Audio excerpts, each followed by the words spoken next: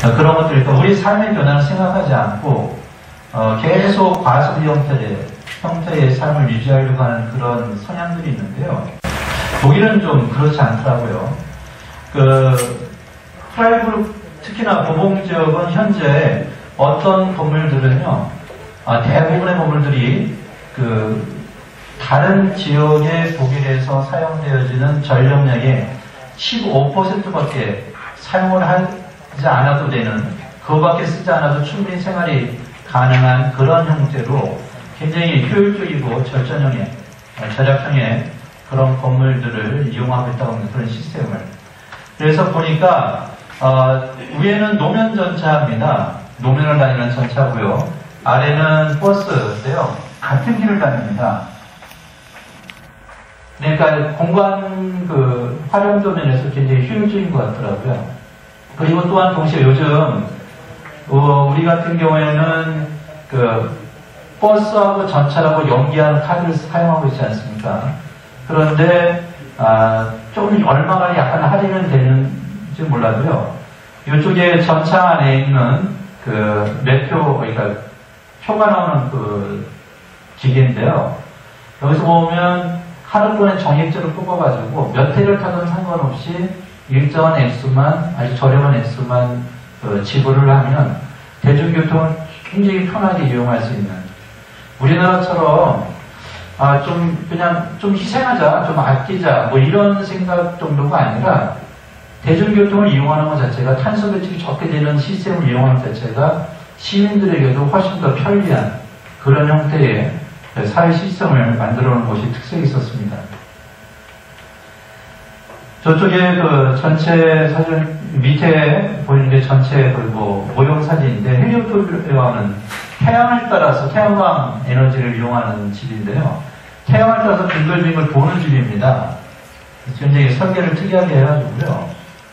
그래서 정말로 건축물을 하나 지을 때도 단순하게 태양광 지별판이라는 패널을 이렇게 올려놓는 정도 수준이 아니라 정말로 굉장히 친환경적이고 또 삶을 통해서 또 고민해보는 이런 역할들, 그런 것들을 좀 진지하게 보여주는 대목들이 굉장히 인상적이었습니다. 이 다 보봉 지역에 있고, 나머지는 프라이부르크 지역에 있는 건데요. 예. 주차장 옥상에 태양광 지별판, 태양광으로 에너지와 열을 얻는 그런 것들, 판넬들을 다 올려놨더라고요. 그래서 오히려 전기를 아끼는 정도 수준이 아니라 전기를 모아서 판매를 하는, 오히려 남아서 나눠주는. 그러니까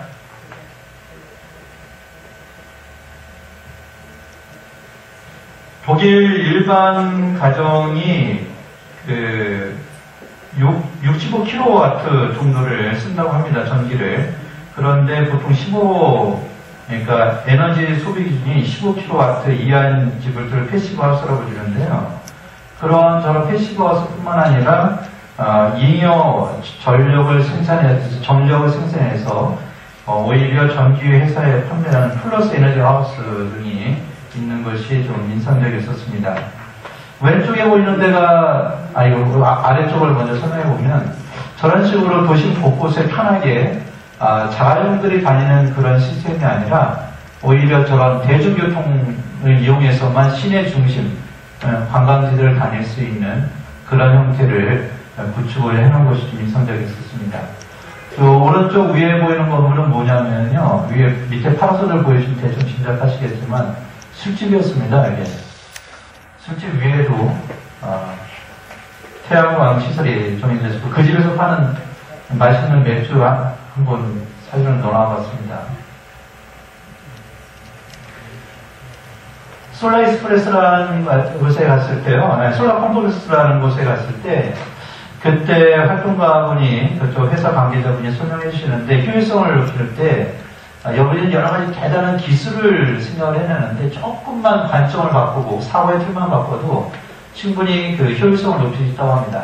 전에는 지금 왼쪽 위에 보이는 그런 화이트 관을 사용했었는데, 요즘 새롭게 나온 것은 이렇게 구멍이 두 개 뚫린, 조그마한 두 개 뚫린, 그래서 다른 반을 통해서 난방이나 또 다른 온수를 제공받을 때 더 효율적으로 사용을 하고 있다고 합니다.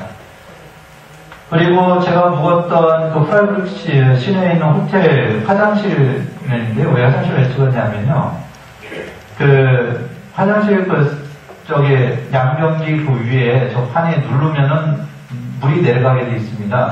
근데 우리나라 같은 경우에는 물을 내려보내면 일정한 양이 내려가고 난 다음에 딱 멈추게 되어 있죠. 그런데 부티어 나눠본다면 대소 이렇게 나눠가지고 큰 거 작은 거 이렇게 구분을 하는데 독일 같은 경우에는 가봤더니 스톱이라고 표시된 부분이 있더라고요. 육안으로 확인해가서 이미 그 배선들 다 깨끗이 나갔다 싶으면, 용건목이 나갔다 싶으면 스스로 버튼을 누르면 더 이상 물이 소비되지 않도록 그런 시스템을 만들고, 저런 것들은 충분히 우리가 좀만 엔지니어들이 좀만 생각해보면 금방 만들어낼 수 있는 그런 기술들인 것 같습니다. 제가 독일 가서 느꼈던 것 중에 제일 인상 깊었던 것은요, 독일 사람들이 그 정부와의 정책에 대해서 단호하게 당당하게 아니오라고 얘기해서 올바른 길로 갈 수 있도록 만드는 그런 사회적인 분위기가 굉장히 놀라웠었습니다. 그래서 어떻게 권력을 갖고 있는 정부가 오랜 기간 동안 홍보를 하면서 어떤 정책을 결정을 했는데, 그렇게 많은 시민들이 그것을 반대하면서 흐름을 바꿀 수 있느냐, 단순한 한 정책뿐만 아니라 미래를 결정하는 그런 정책들을 바꿀 수 있느냐 물어봤더니, 어떻게 그렇게 그런 그 시민의식들이 뛰어나냐 이렇게 물어봤더니요, 그때 만났던 독일 분이 하시는 얘기가 옛날 나치 때의 경험 때문이라는 그런 말씀을 하셨습니다.